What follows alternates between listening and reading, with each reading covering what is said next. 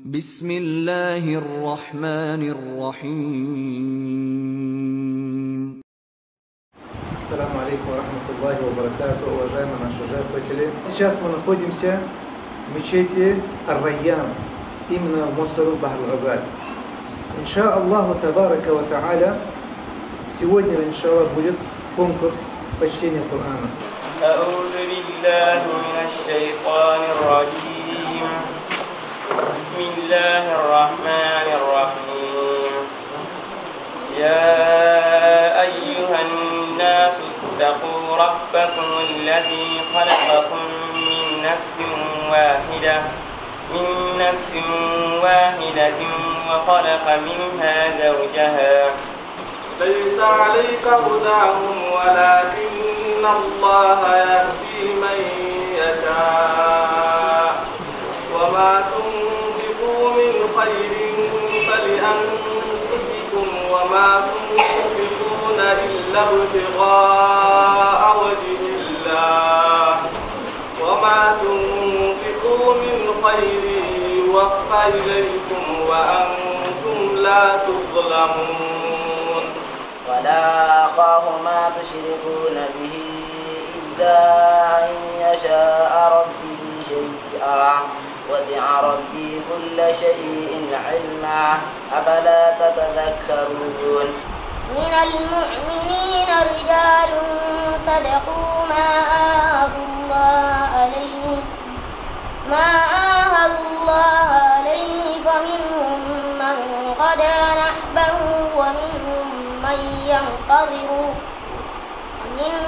من ينتظر وما بدلوا تبديلا ليجزي الله الصادقين بصدقهم ويعذب المنافقين إن شاء أو يتوب عليهم إن الله كان غفورا رحيما. ما شاء الله بارك الله. جزاكم الله خيرا. Пусть Аллах вас даст им всем благом.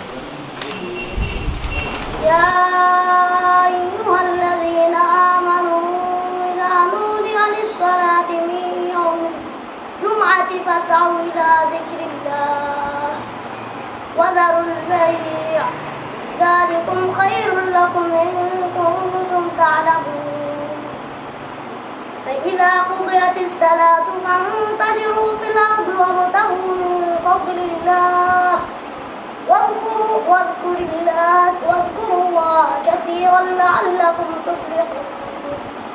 وإذا رأوا تجارة أو لهوا انفضوا إليها وتركوك قائما قل ما عند الله خير من اللهو ومن التجارة والله خير الرازقين. إن الذين آمنوا وعملوا الصالحات كانت لهم جنات الفردوس نزلا خالدين فيها لا يبغون عنها حولا.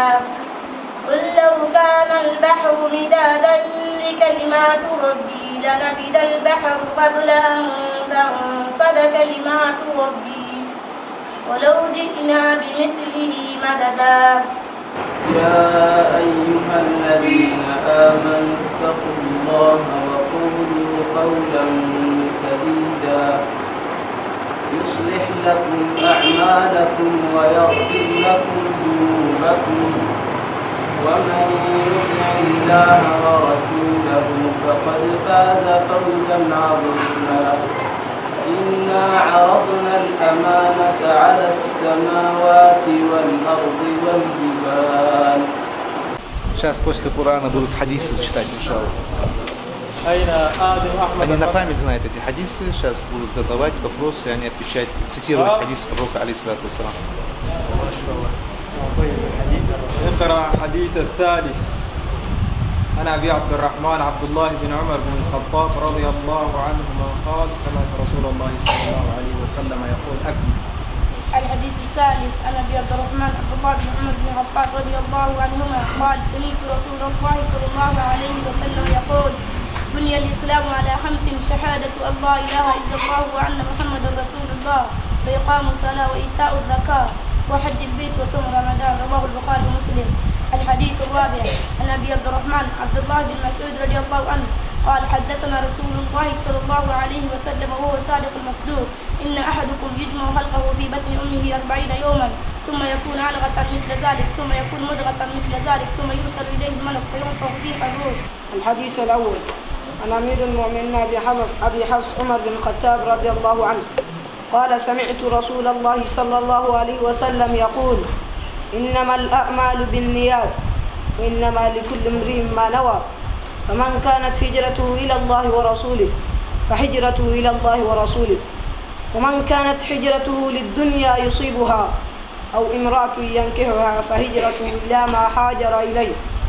رواه إمام المحدثين أبو عبد الله محمد بن إسماعيل لابن إبراهيم ما بن مغيرة بن بردز بالبخاري وأبو الحسين مسلم بن حجاج بن مسلم القشيري النيسابوري في صحيحيهما اللذين هما أصح الكتب المصنفة. عن أبي عمرو وقيل أبي عمرة سفيان بن عبد الله رضي الله عنه قال قلت يا رسول الله قل لي في الإسلام قولا لا أسأل عنه أحدا غيرك قال قل آمنت بالله ثم استقم. رواه مسلم. الحديث الثاني عشر عن أبي هريرة. الحديث الثاني عشر الحديث الثاني عشر عن أبي هريرة رضي الله عنه قال قال رسول الله صلى الله عليه وسلم من حسن إسلام المرء تركه ما لا يعنيه. رواه الترمذي وقال حديث حسن.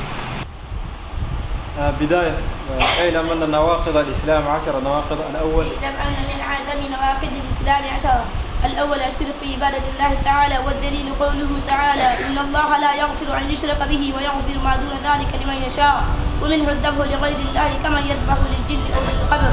الثاني من جعل بينه وبين الله وسائط يدعوهم ويسألهم الشفاعة ويتوكل عليهم كفر إجماعا. الثالث من لم يكفر المشركين وشك في كفرهم لبيك لا شريك لك لبيك إن الحمد والنعمة لك والملك لا شريك لك لبيك لبيك اللهم لبيك لبيك لا شريك لك لبيك إن الحمد والنعمة لك والملك لا شريك لك لبيك لبيك اللهم لبيك لبيك لا شريك لك لبيك إن الحمد والنعمة لك والملك لا شريك لك لبيك لبيك اللهم لبيك لبيك لا شريك لك لبيك إن الحمد والنعمة لك والملك لا شريك لك لبيك يا منان يا ديان. لذلك أمر الله جميع الناس وخلقهم لها كما قال تعالى وما خلقت الجن والإنس إلا ليعبدون. فإذا أردت أن الله خلقك لعبادته فاعلم أن العبادة لا تسمى عبادة إلا مع التوحيد كما أن الصلاة لا تسمى صلاة إلا مع الطهارة. فإذا دخل الشرك في العبادة فتت الحدث إذا دخل في الطهارة. دليل قوله تعالى ما كان Алхамдулилля, он читает мутуны, то есть читает текста из больших книг, больших ученых, все он это знает на память. Алхамдулилля, это является благодарностью. نبدأ من القرآن الكريم. الترتيب الأول إبراهيم محمد يسلمه رئيس جمعية سلسبيل الخيرية. ما شاء الله. الفرنسية والخيرية والذي جزاك الله خير. تفضل يا شيخ. الترتيب الثامن عمر كرم كوري. السلام عليكم. جزاك الله خير. يحيى عيسى بشر. Алхамдулилля, братья, завершился наш конкурс. Конкурс включал в себе чтение Корана, чтение хадисов пророка, алейхиссалату вассалам, грамматика арабского языка с помощью Аллаха азза ва джалля.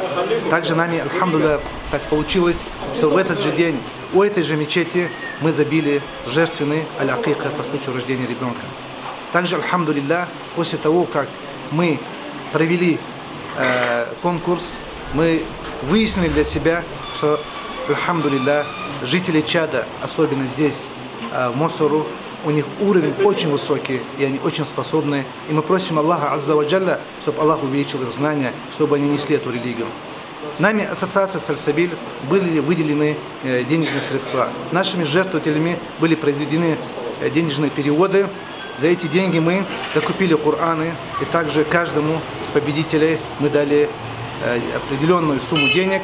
У нас есть надежда, что скоро, до месяца Рамадан, нашими спонсорами, жертвователями, иншаллах, будут выделены, они пожертвуют нам свои пожертвования, садакаты, чтобы мы могли здесь же провести конкурс регионального масштаба, и сюда будут приглашены другие чтецы Корана, где мы, иншаллах, хотим приобрести достойные призы для того, чтобы мы могли, иншаллах, вручать победителям. Мы благодарим всех братьев и сестер, которые когда-либо они перечисляли свои деньги. Знайте, что ваши денежные фонды поступают всем бедным и неимущим людям. Мы со своей стороны все больше пытаемся усовершенствовать свою работу, иншаллах, в первую очередь, будучи правдивыми с Аллахом Азза ва Джалля, а затем с вами. Вассаламу алейкум ва рахматуллахи ва баракатух.